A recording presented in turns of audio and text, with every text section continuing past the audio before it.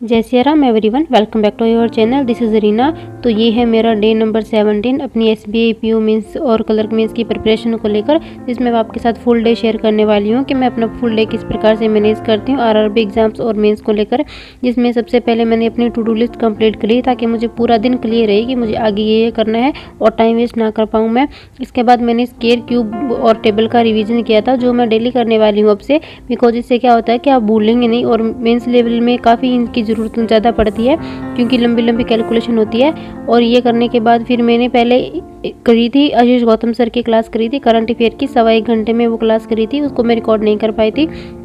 उसके बाद मैंने करी थी वरुण चित्रा सर की एडिटोरियल की क्लास की थी, जिसमें मैं वो कैब को लिख लिख के याद करने का ट्राई कर रही थी ताकि मुझे स्पेलिंग भी याद हो जाए और वो कैब का मीनिंग है वो भी अच्छे से याद हो जाए। उसके बाद मैंने पॉज करके पहले खुद से रीड करा था और उसके बाद सर का सॉल्यूशन देखा था।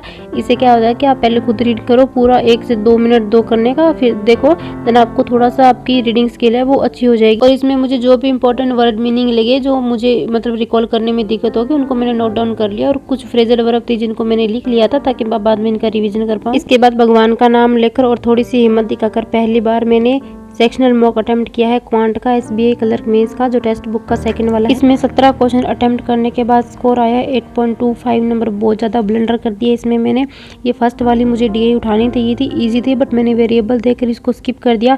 अगर मैं इसको उठाती तो मैं 5 नंबर इसमें और ईजिली ला सकती थी, बट चलो कोई ना। मतलब ये है कि इसमें यही है, आपको चीज़ ध्यान रखनी होती है कि आपको जो क्वेश्चन हो सिलेक्शन एंड क्वेश्चन का वो अच्छे से करना है कि कौन सा क्वेश्चन करने लायक है और कौन सा क्वेश्चन करने लायक नहीं है। ये वाली डीआई मैंने स्किप करी थी। एक सिंप्लीफिकेशन का ये वाला क्वेश्चन गलत कर दिया था, जिसको हड़बड़ी में जल्दी में मैंने गलत कर दिया था। थोड़ा सा एक पॉइंट था जो गलत मैंने कैलकुलेट कर लिया। उसके बाद ये वाली जो डीआई थी ये इजी थी, बट इसमें भी मैंने 3 क्वेश्चन गलत कर दी थी जो नहीं करनी चाहिए थे, और इसमें मैंने गलती करी है कैलकुलेशन के लेकर। बिकॉज मुझे एक चीज़ तो समझ आ गई है कि जो मेंस लेवल की मेरी कैलकुलेशन है वो बहुत ज़्यादा बुरी है, देन इसको मुझे ध्यान देना है। मैं छोटे छोटे नंबरों का प्री में आज तक कैलकुलेशन की थी, बट अभी हैबिट डालनी है कि मैं बड़े नंबरों की कैलकुलेशन है वो उनको अच्छे से कर पाऊँ।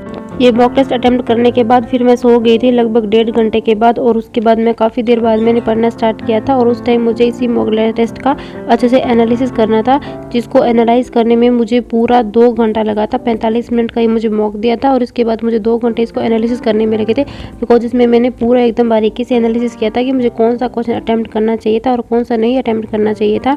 देन पूरा मैंने अच्छे से जब इसका एनालिसिस किया, देन मुझे मतलब सारे क्वेश्चन उस टाइम मेरे बन गए थे।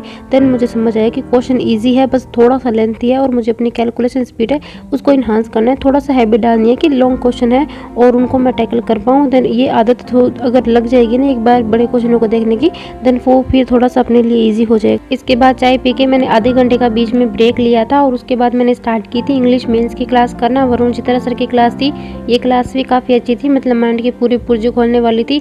इसमें जो क्लोज टेस्ट था इतना क्लोज, मतलब वो पूरा क्लोज ही था, सारे मीनिंग लग रहे थे ये भी होगा ये भी होगा, बट सर ने काफ़ी अच्छे से एक्सप्लेन किया था। और इसमें जो वोकैब थी मुझे नहीं आती थी, मैंने उनको नोट डाउन किया और एरर के क्वेश्चन थे वो तो मेरे लगभग बन गए थे।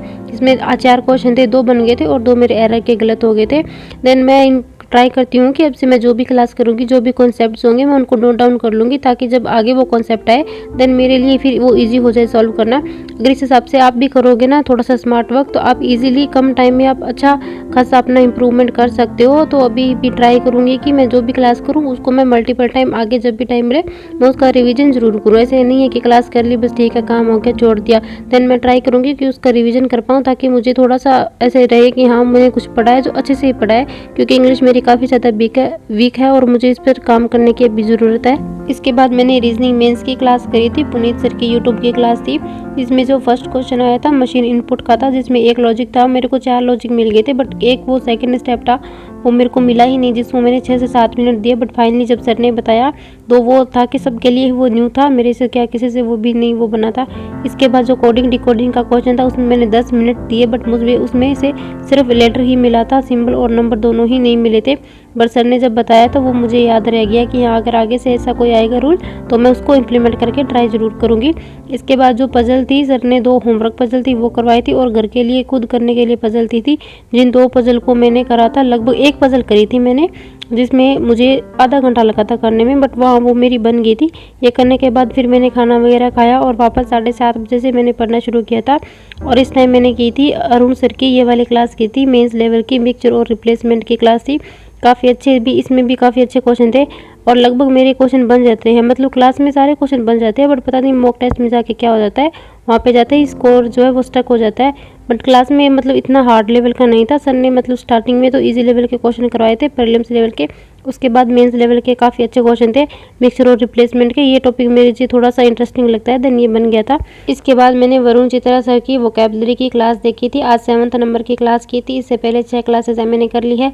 काफ़ी अच्छी वोकैब का रिवीजन करवाया था सर ने, जिसको मतलब मैंने लगभग आधे घंटे में कंप्लीट किया था।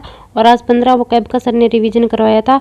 तो आज बस मैंने इतना ही किया। तो ये था आज का मेरा 21 मार्च का फुल डे का रूटीन। आज मैंने 10 घंटे पढ़ाई करी। मैंने आज कोई भी करंट अफेयर का रिवीजन नहीं किया था। फर्स्ट वीक का मुझे करना था बैंकिंग फाइनेंस का, बट मैं नहीं कर पाई थी। एंड आरआरबी का मैंने आज कोई भी मॉक टेस्ट नहीं दिया था। तो ये था मेरा रूटीन फुल डे का। आप भी अपना डे कमेंट बॉक्स में ज़रूर शेयर करें, और इससे अगर बेटर मैं कुछ अच्छा कर सकती हूँ देन प्लीज़ सजेस्ट मी।